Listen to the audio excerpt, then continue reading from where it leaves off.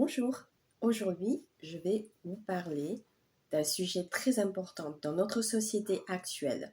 Il s'agit des émotions, ou plus précisément la gestion des émotions, y compris la gestion du stress et de l'anxiété.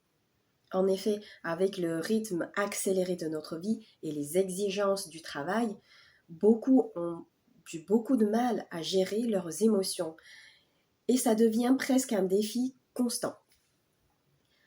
En fait, au sujet de la gestion des émotions ou du stress, il ne manque pas d'articles ou de conférences ou de livres. Vous avez certainement lu beaucoup.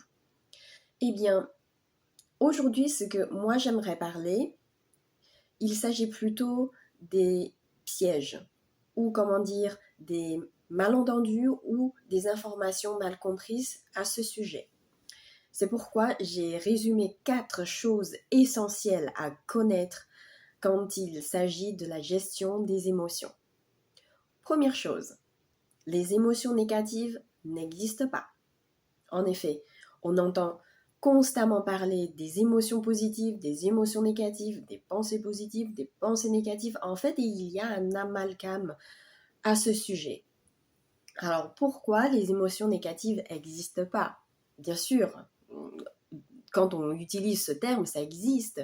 Mais ce que je voudrais dire, c'est il ne faut absolument pas supprimer ou refouler une émotion négative lorsqu'on parle de la gestion des émotions. Toutes les émotions qu'on ressent jouent un rôle crucial dans notre vie. Pourquoi? Parce que sans les émotions, nous n'arrivons simplement pas à comprendre ce monde. En effet, c'est à travers nos ressentis et qu'on peut construire une perspective de ce qui se passe par rapport à une situation donnée.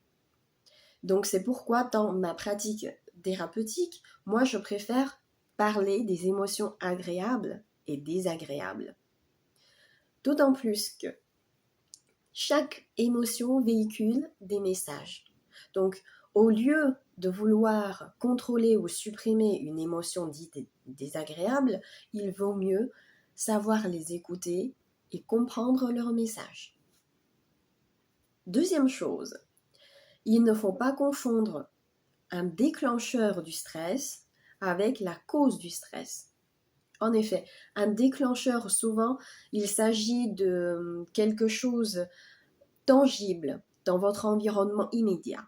Par exemple, une dispute dans la famille, ça peut déclencher du stress. Ça, il s'agit d'un déclencheur. En revanche, la cause du stress peut être plus profonde.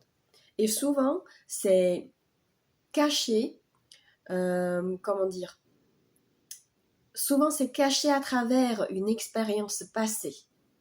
Et donc, à ce moment-là, cette émotion, soit nous avons refoulé ou inhibé, et de ce fait, la cause a été passée dans l'inconscient et nous l'avons en quelque sorte oublié, mais tout ce qui se passe dans l'inconscient ne reste pas inactif. Il continue à travailler à l'intérieur de nous, à chaque situation similaire, qui devient donc un déclencheur, et cette émotion va ressortir. Et à ce moment-là, nous avons souvent du mal à comprendre pourquoi j'ai réagi de telle manière, pourquoi une émotion si forte. C'est parce que la cause est beaucoup plus profonde. Et c'est pourquoi il est très important, lorsqu'on travaille sur la gestion du stress, de chercher une cause éventuelle. Bien sûr, ce n'est pas dans tous les cas, je suis d'accord, une cause éventuelle profonde et inconsciente. C'est de cette manière-là, nous pouvons vraiment traiter le stress de manière efficace. Troisième chose, et je pense que c'est le point le plus essentiel et qui peut vous paraître peut-être le plus étonnant. En fait, dans la gestion des émotions ou du stress, nous ne contrôlons pas les émotions, mais nous gérons les pensées. En effet. Pourquoi? Parce que, en fait, les émotions sont le produit de nos pensées. Autrement dit, s'il n'y a pas de pensée, il n'y a pas d'émotion. Très simple, prenez l'état méditatif. Lorsqu'on fait la méditation, on est entré dans vraiment dans ce calme où il n'y a plus aucune pensée qui se passe, eh bien, nous trouvons dans un état qui est au-delà d'un sentiment de paix, en fait. Nous trouvons plus dans un sentiment de vacuité, c'est-à-dire il n'y a plus rien qui se passe. Pas de pensée, pas d'émotion. Donc c'est pourquoi il est essentiel de comprendre que lorsqu'on travaille sur nos émotions, il est essentiel de prendre conscience de la pensée qui est derrière cette émotion. Une fois nous avons compris le message de cette émotion et les pensées qui y sont associées, nous pouvons ensuite travailler nos pensées afin de les réorienter, de trouver une pensée constructive. Et en fait, c'est en modifiant nos pensées, nous modifions nos émotions. Et ce n'est pas l'inverse. Et malheureusement, dans beaucoup de situations, lorsqu'on n'est pas conscient de ce mécanisme, on fait à l'inverse. Et ce qui arrive, c'est que nous refoulons davantage nos émotions, soit nous essayons de forcer pour sentir autre chose vis-à-vis d'une situation passée. Mais ce qui compte, en fait, c'est de travailler notre pensée, notre perspective vis-à-vis de cette situation donnée, afin de trouver quelque chose de constructif, afin d'améliorer ce qu'on ressent. La dernière chose, à propos des émotions, en fait, toutes ces émotions constituent un système de guidance inné. Il s'agit d'un système de guidance naturel qui est présent chez tout le monde. Ça, c'est un sujet... en fait, c'est plutôt une connaissance que j'ai acquis à travers beaucoup d'enseignements spirituels. Et c'est un point tellement important dans notre vie et souvent mal compris et sous-estimé. Lorsque vous avez appris à utiliser ce système de guidance émotionnelle, en fait, vous arrivez à mieux vous recentrer votre esprit et prendre confiance, avoir beaucoup plus de confiance dans vos actions et vos décisions.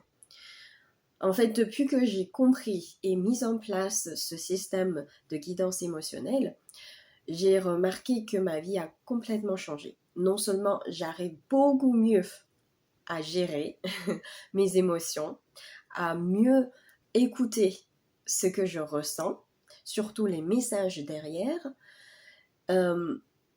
et je fais confiance à ma décision.